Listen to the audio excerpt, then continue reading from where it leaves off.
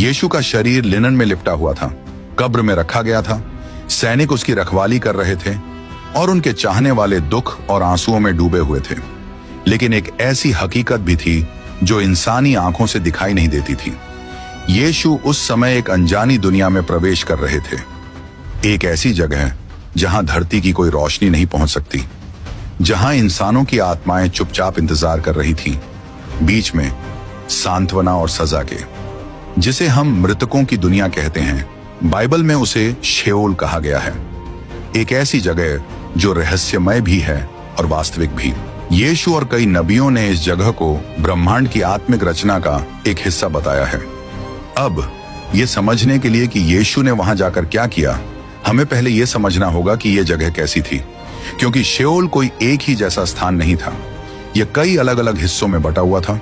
उसमें से एक हिस्सा था अब्राहम की गोद, जिसे स्वर्ग का इंतजार गृह या परमेश्वर का आराम स्थान भी कहा जाता है। यहाँ पर वे धर्मी लोग रहते थे जो परमेश्वर के वादे की पूरी होने का इंतजार कर रहे थे। और दूसरी तरफ था पीड़ा का स्थान, जहां दोषी आत्माओं को रखा गया था। इन दोनों के बीच था एक गहरा और पार न होने वाला खाई। ये बातें किसी कहावत या परंपरा से नहीं आई, बल्कि ये सब यीशु के खुद के शब्द हैं, जैसा कि लिखा है लूका अध्याय 16 में, जहां उन्होंने धनी व्यक्ति और गरीब लाजर की कहानी सुनाई। इस कहानी में दोनों की मृत्यु होती है। धनी व्यक्ति को दुख की जगह ले जाया जाता है, जहां वो तड़पता है, और गरीब लाजर को अब्राहम की गोद में सांत्वना मिलती है।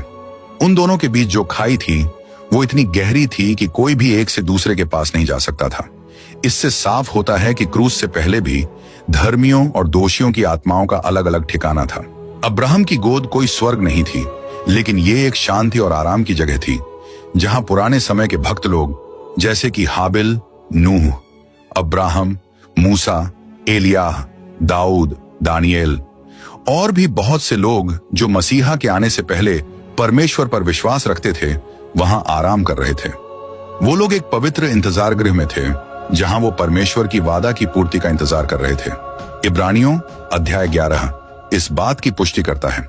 वहां लिखा है कि ये सब लोग विश्वास में मरे, लेकिन वो वादा अभी पूरी तरह से पूरा नहीं हुआ था, क्योंकि परमेश्वर ने उनके लिए कुछ और बड़ा सोचा था, ताकि हमारे बिना उनकी पूरी मुक्ति न हो। वहीं दूसरी तरफ शेओल का दूसरा हिस्सा एक ऐसी जगह थी जहां अंधकार था, दर्द था और अलगाव था।